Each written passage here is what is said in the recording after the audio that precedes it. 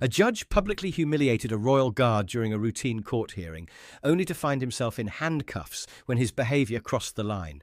The silent serviceman's unexpected response left the entire courtroom stunned. Here's what happened. Now, before we continue, tell us where you're watching from in the comments. And make sure to subscribe, because tomorrow at this very same time we're dropping another powerful Royal Guard story that you won't want to miss. The morning sun glinted off the polished brass buttons of Lieutenant Nicholas Blackwood's scarlet tunic as he ascended the stone steps of Westminster Crown Court. Passers-by slowed their hurried London pace, some pausing to stare at the unexpected sight of a Queen's Guard in full ceremonial dress outside his usual post. A small child tugged at his mother's sleeve and pointed, the excitement in his eyes capturing the enduring mystique that surrounded the historic regiment. Blackwood was accustomed to the attention. 8 years with the Queen's Guard had taught him to exist comfortably under the public gaze, to transform from man to living symbol with the donning of the uniform. At 32, Blackwood cut an imposing figure even by Royal Guard standards. 6'2", with shoulders squared by 8 years of military discipline. His bearskin cap added another foot to his already considerable height, making him impossible to miss among the barristers and solicitors in their traditional black robes. Blackwood had not planned to visit the courthouse today. His appearance as a witness in a burglary case had been scheduled for next week, but an urgent call from the Crown Prosecutor's Office had requested his presence immediately. The case involved a break-in he had witnessed while off duty, a simple matter of being in the right place at the right time. Having provided his statement months ago, he expected to confirm his account briefly and return to his scheduled duties at Buckingham Palace. "Quite the entrance you're making," remarked a court clerk as Blackwood presented his identification at the security checkpoint. "We don't see many of the Queen's finest in these halls." "Duty called twice today, it seems," Blackwood replied, with a slight smile that quickly returned to his practiced neutral expression. Years of standing motionless before crowds of tourists had given him a mastery of his features that few civilian observers could comprehend. The security officer, a former military man himself, judging by his bearing, gave Blackwood a respectful nod as he passed through the metal detector. "Served with the Royal Marines myself," the man said quietly. "Always good to see one of ours maintaining standards." Blackwood acknowledged the comment with a slight nod. His uniform had been prepared with the same meticulous attention he gave it every day. Scarlet tunic brushed to perfection, brass buttons polished to a mirror shine, white belt gleaming. Though some might consider it excessive for a brief court appearance, Blackwood knew no other way to present himself when representing the regiment. A young assistant carrying a stack of legal files nearly collided with him as he turned a corner. She stopped short, eyes widening at the unexpected sight of his ceremonial uniform. "I'm so sorry," she stammered. "Are you here for the Morrison case? It's about to begin in Courtroom 7. "Yes, thank you," Blackwood confirmed. He checked his watch, an understated timepiece that had been his grandfather's, a man who had served in the same regiment during the Second World War. He had 15 minutes to locate the courtroom and take his position, plenty of time for a man who measured his life in seconds of precision. Courtroom 7 boasted the austere grandeur of British judicial tradition. Dark oak panelling absorbed the sound of hushed conversations, while portraits of stern-faced former judges gazed down from above. As Lieutenant Blackwood entered, conversations momentarily faltered, heads turning to assess the unexpected splash of ceremonial scarlet among the sombre legal attire. He located an empty seat in the back row of the public gallery, positioning himself with military precision, back straight, feet at the proper angle, hands resting lightly on his knees. Despite the civilian setting, his bearing remained every inch that of a Queen's Guard. Several people nearby shifted slightly, unconsciously creating more space for him, as if his uniform demanded a particular deference. "All rise for the Honourable Judge Victor Harrington," called the clerk, as a side door opened. Judge Harrington emerged with the confident stride of a man accustomed to commanding a room. At 58, He carried himself with the practiced authority of his 25 years on the bench. His reputation preceded him. Brilliant but temperamental, with a particularly caustic attitude toward those he perceived as wasting the court's time. His thin lips rarely smiled, and his eyes, behind expensive wire-rimmed glasses, held the perpetual calculation of a man assessing weaknesses. The son of a factory foreman who had fought his way through law school, Harrington had developed a complex relationship with authority and hierarchy. His ascent to the bench had been marked by both academic brilliance and a relentless ambition that occasionally manifested as cruelty toward those he deemed intellectually inferior. Colleagues tolerated his abrasive personality because of his undeniable legal mind, but few sought his company outside the courthouse. His marriage had ended a decade earlier, his wife citing emotional remoteness in divorce proceedings that Harrington had approached with the same clinical detachment he brought to his cases. Now, the courtroom was both his domain and his refuge, the one place where his word was quite literally law. As the gallery returned to their seats, Harrington's gaze swept the courtroom with practiced efficiency. His eyes paused imperceptibly when they reached Blackwood, a momentary falter in his rhythm before he took his seat at the bench. The Morrison case began routinely enough. A straightforward burglary with the prosecutor laying out the charges in measured tones. 3 witnesses would testify to the defendant's presence near the scene. Lieutenant Blackwood would be the 4th, his testimony expected to be brief and conclusive. Yet as the proceedings continued, Blackwood noticed Harrington's attention repeatedly drifting toward him. Between examining documents and addressing counsel, the judge's eyes returned to the back row with increasing frequency. His questions to the first witness seemed distracted, his usual incisive interrogation lacking its characteristic precision. "Your Honour," the defence barrister ventured, during one particularly long silence, "shall I continue with my line of questioning?"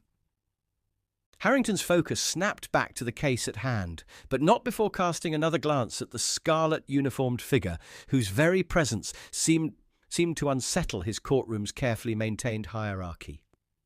Halfway through the second witness's testimony, Judge Harrington abruptly rapped his gavel, silencing the prosecutor mid-question. "Before we continue," Harrington announced, his voice carrying the practiced projection of decades on the bench, "I feel compelled to address a matter of courtroom decorum." His gaze fixed directly on Lieutenant Blackwood. "You there in the costume. Would you care to explain your choice of attire in my courtroom?" A stunned silence fell. The prosecutor turned, clearly confused by this unexpected interruption of his case. Blackwood rose to his feet with military precision. "Lieutenant Nicholas Blackwood, Your Honour, Queen's Guard, 3rd Battalion. I am on active duty and scheduled to report to my post following these proceedings." "I see," Harrington replied, his tone suggesting he saw something entirely different. "And you felt it appropriate to appear in full ceremonial dress rather than civilian attire. This is a court of law, Lieutenant, not a tourist attraction." "With respect, Your Honour, regulations require service members to appear in uniform when representing the regiment in an official capacity." "Are you suggesting that a minor burglary case constitutes official regimental business?" "No, Your Honour. However, as I am scheduled for ceremonial duty immediately following—" Yes, Harrington interrupted with a dismissive wave, standing perfectly still while Japanese tourists take photographs. "Hardly the pressing military matter you make it sound." A murmur ran through the courtroom. The prosecutor shifted uncomfortably.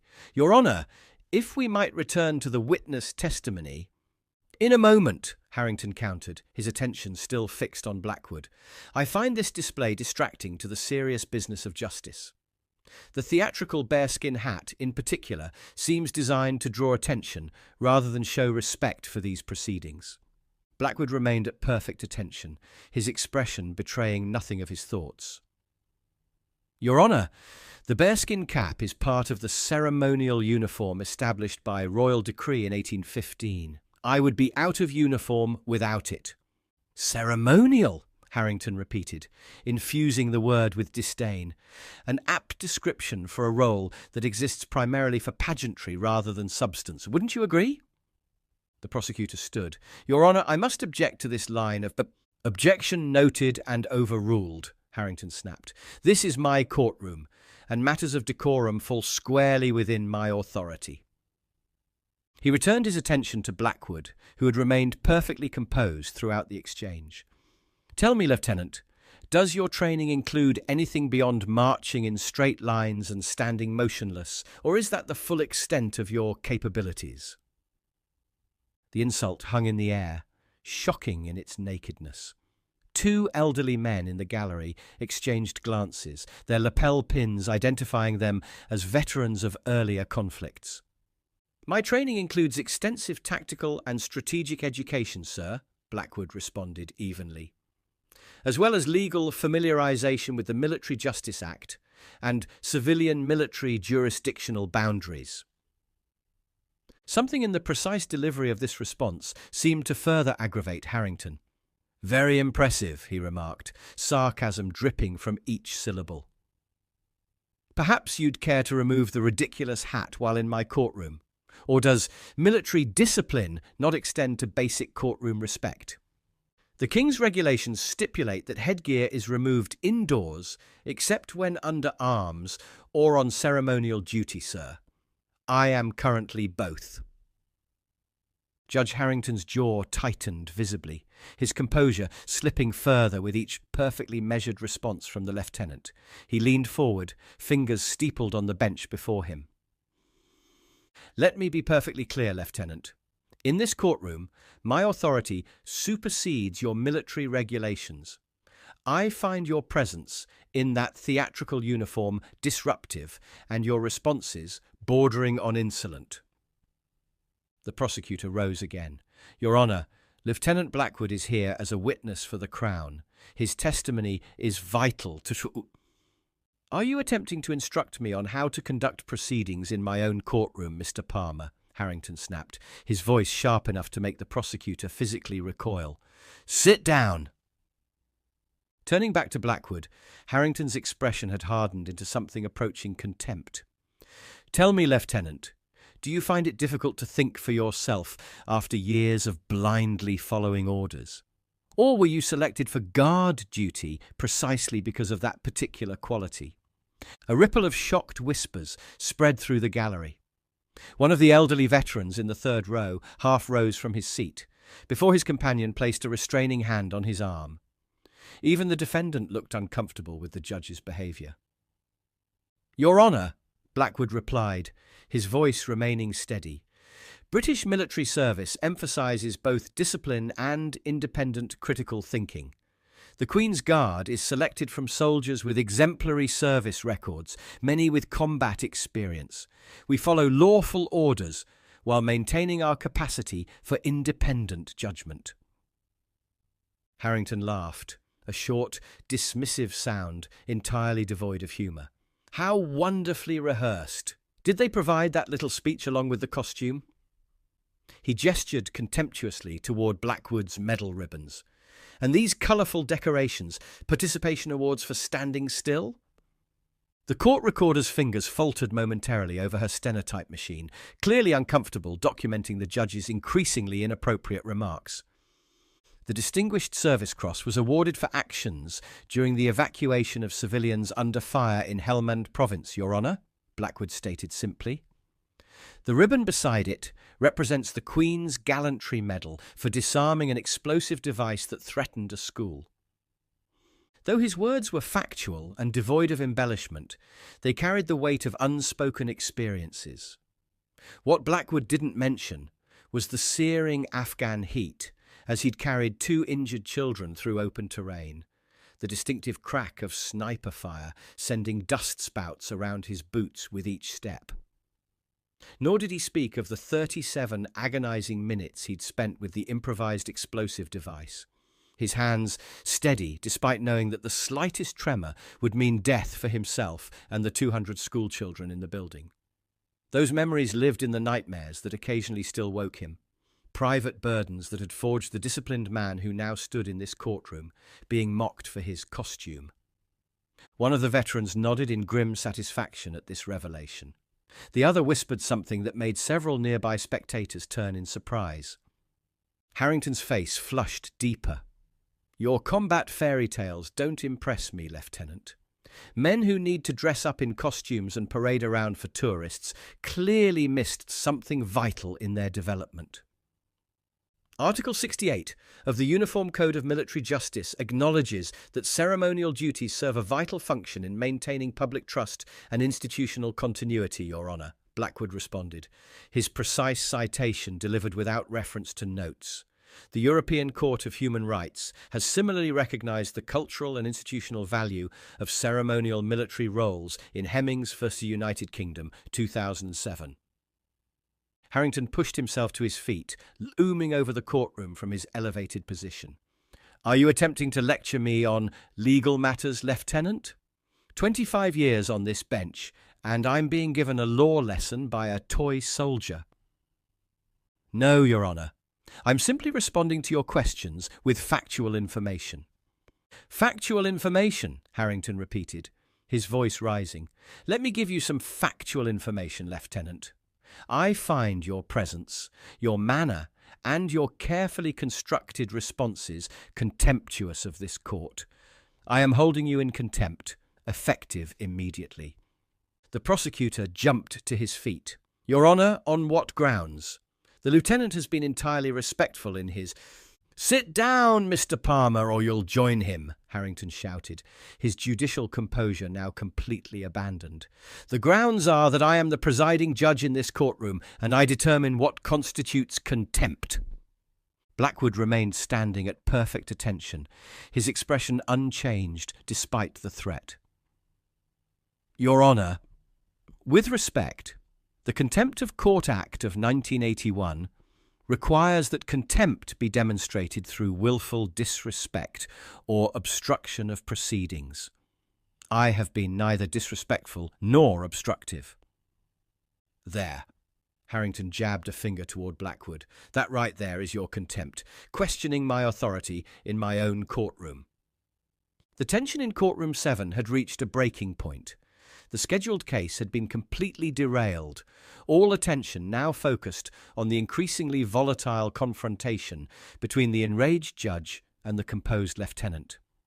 "Perhaps," Blackwood suggested with measured calm, "Your Honour might wish to consult Section 14 of the Judicial Conduct Guidelines regarding temperament and impartiality in court proceedings."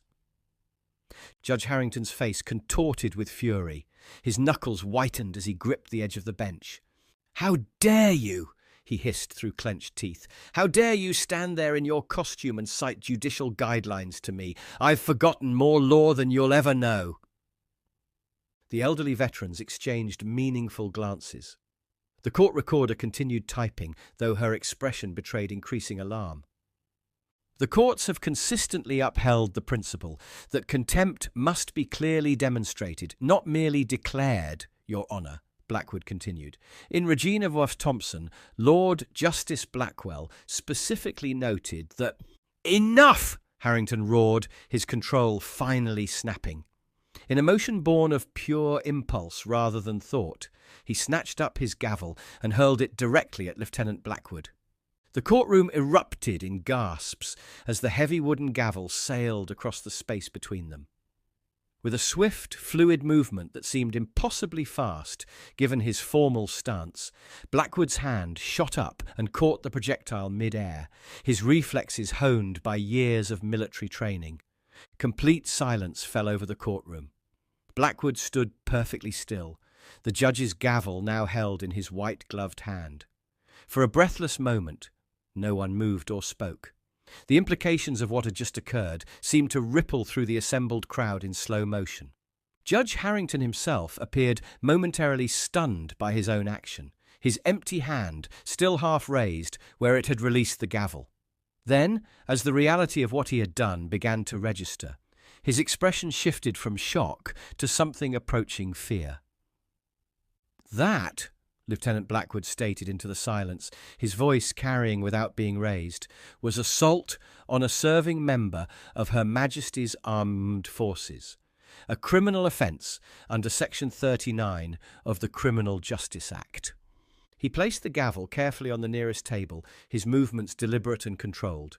Additionally, the Act constitutes judicial misconduct under Section 27 of the Courts Act, improper behaviour while presiding over court proceedings, and violation of Judicial Canon 3 regarding maintaining order and decorum.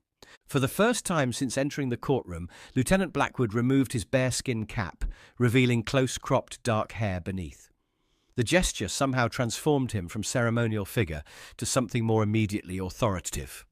"With respect, Your Honour," he continued, his gaze level and direct, "I believe this situation now requires formal intervention.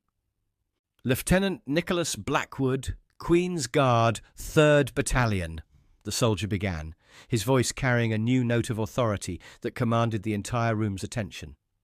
"Before joining the military, I served as a barrister with the Judge Advocate General's Corps after completing my law degree at Oxford with first-class honours, specialising in constitutional and military jurisprudence."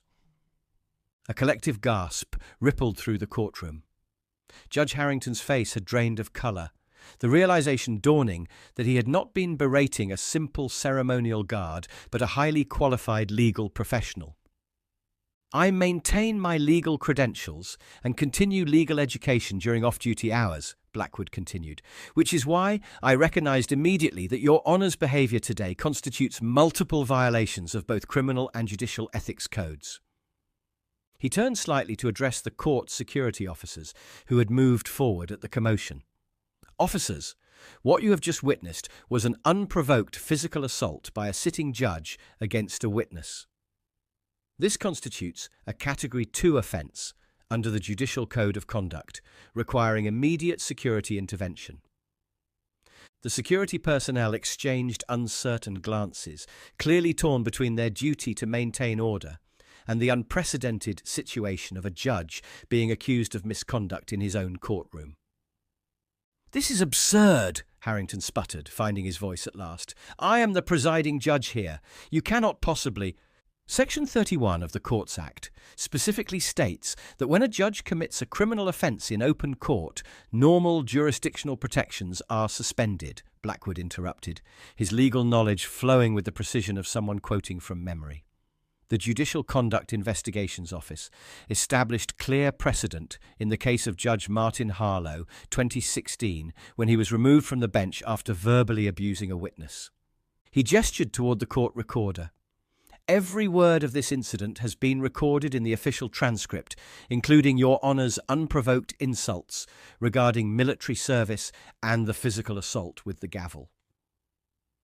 The elderly veterans had risen to their feet. The taller one stepped forward. "Commander William Hastings, retired Royal Navy. I witnessed the entire incident and can confirm Lieutenant Blackwood's account." His companion joined him. "Colonel James Rutherford, formerly of the Royal Marines. I also witnessed Judge Harrington's assault and am prepared to provide a formal statement." Blackwood nodded his thanks to them before continuing. "The assault witnessed by this courtroom carries a maximum sentence of 6 months imprisonment under current sentencing guidelines. The misconduct while holding judicial office can result in permanent disbarment." Harrington's face had gone from ashen to mottled red. "This is nothing but an orchestrated attempt to undermine my authority. I will not be lectured in my own courtroom by a man playing dress-up soldier." "Your Honour," the court clerk interjected cautiously, "the lieutenant is correct about the protocols. When a criminal offence occurs in open court—" "Are you taking his side?" Harrington snapped, his composure completely abandoned. The senior court security officer had made his decision. He approached the bench with professional calm. "Your Honour, I am required to report this incident to the Chief Magistrate immediately. Until this matter is resolved, I must ask you to step down from the bench." "This is outrageous!" Harrington's fist pounded the wood before him. "I am a Crown Court judge. You cannot remove me on the word of a ceremonial guardsman." "With respect, Your Honour," Blackwood responded, Your position makes this offence more serious, not less. The Judiciary Act holds judges to a higher standard precisely because of the power entrusted to them. The courtroom doors opened as another security officer entered, accompanied by a distinguished older woman in judicial robes. "Judge Elizabeth Chamberlain, Chief Magistrate," she announced crisply. "I was in the building for a conference and received an urgent security alert." Her keen eyes took in the scene, noting the tension and Harrington's obvious distress. "What has happened here?" Before anyone could respond, the court recorder spoke up. "Ma'am, I have the complete transcript of the incident. Judge Harrington verbally abused a military witness and then physically threw his gavel at him." Judge Chamberlain's expression hardened. "Victor, is this true?" Harrington's shoulders slumped slightly, the fight visibly draining from him as he faced a peer. "Elizabeth, this has been blown completely out of proportion. The guard was being insolent, disrupting my courtroom with his theatrical uniform and—" "The transcript, please," Chamberlain interrupted, extending her hand toward the recorder. As she quickly scanned the document, her expression grew increasingly grave. Finally, she looked up, first at Harrington, then at Lieutenant Blackwood. "Security, please escort Judge Harrington to my chambers. He is relieved of his duties pending a full investigation." Her tone left no room for argument. "Lieutenant, I'll need your formal statement. Colonel Rutherford, Commander Hastings, yours as well." Judge Harrington seemed to physically shrink as the security officers approached the bench. "Elizabeth, you can't possibly be taking this seriously," he protested weakly. "My record of service—" "Will be considered alongside today's actions," Judge Chamberlain cut him off firmly.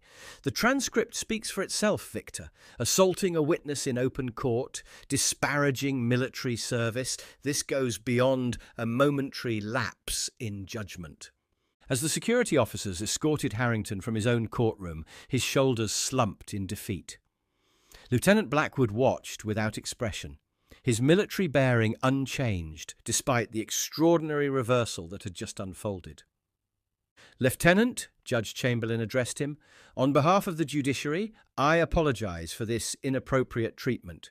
Your service to the Crown deserves respect, not ridicule." Blackwood inclined his head slightly. "Thank you, Your Honour. I understand that Judge Harrington's behaviour today is not representative of the bench." With the courtroom still in stunned silence, Lieutenant Blackwood replaced his bearskin cap with military precision and checked his watch. "With the court's permission, I'm scheduled to take my post at Buckingham Palace in 40 minutes. "Of course," Judge Chamberlain replied. "Your statement can be taken later today. This court stands adjourned until tomorrow morning." Lieutenant Blackwood departed the courthouse, with several observers nodding respectfully as he passed. The two veterans offered crisp salutes, which he returned with equal precision before stepping out into the London afternoon, his sense of duty unaltered by the morning's extraordinary events. As Lieutenant took his ceremonial position outside Buckingham Palace an hour later, tourists gathered with their cameras, unaware of the extraordinary morning he'd experienced. The scarlet uniform and bearskin cap that had made him a target of Judge Harrington's contempt now drew the admiring glances of visitors from around the world. The irony wasn't lost on him, though his expression revealed nothing as he stood at perfect attention. Back at Westminster Crown Court, the Morrison case had been reassigned to another judge, the defendant looking visibly relieved that his trial would proceed without further theatrical interruptions. The court recorder had already been interviewed by representatives from the Judicial Conduct Investigations Office, her transcript serving as the primary evidence in what was quickly becoming a high-profile misconduct case. Judge Harrington sat alone in a small anteroom, his judicial robes removed, waiting for his solicitor to arrive. 25 years on the bench, hundreds of cases adjudicated, and now his career hung in the balance because of a moment's loss of control. The gavel that had become a projectile weapon now sat in an evidence bag, photographed and documented as if it were a knife or gun. He stared at his hands, wondering how they had betrayed him so completely. News of the incident spread quickly through legal circles. By evening, several barristers who had appeared before Harrington over the years had come forward with their own accounts of his intimidating behaviour and questionable temperament. What had begun as a single confrontation was expanding into a pattern of conduct that would likely end his judicial career. Meanwhile, a senior officer at the Queen's Guard headquarters had received a full report of the incident. Rather than being reprimanded for becoming involved in a courtroom disruption, Lieutenant Blackwood found a brief note of commendation in his file the following morning. "Maintained dignity of the regiment while upholding principles of justice," it read, signed by his commanding colonel. What would you do if faced with someone who abused their authority to belittle others? Lieutenant Blackwood's story reminds us that true strength lies not in shouting the loudest or holding the highest position, but in maintaining composure while standing firm for what's right. Behind the ceremonial uniform that Judge Harrington mocked stood a man of exceptional intelligence, discipline, and moral courage, qualities that ultimately revealed the judge's own shortcomings. Sometimes the people we're quickest to dismiss based on appearances are the very ones who have the most to teach us about integrity and respect. If this story made you think about the importance of looking beyond appearances and standing up to abuse of power, hit that like button and subscribe to our channel for more powerful stories. Press the bell icon to never miss our uploads, and check out the other videos appearing on your screen right now. Have you ever misjudged someone based on their appearance or job, only to discover hidden depths you never expected? Or have you witnessed someone in authority abusing their position? Share your experiences in the comments below. We read every one and would love to hear your thoughts. We'll see you again tomorrow at the same time with another brand new video.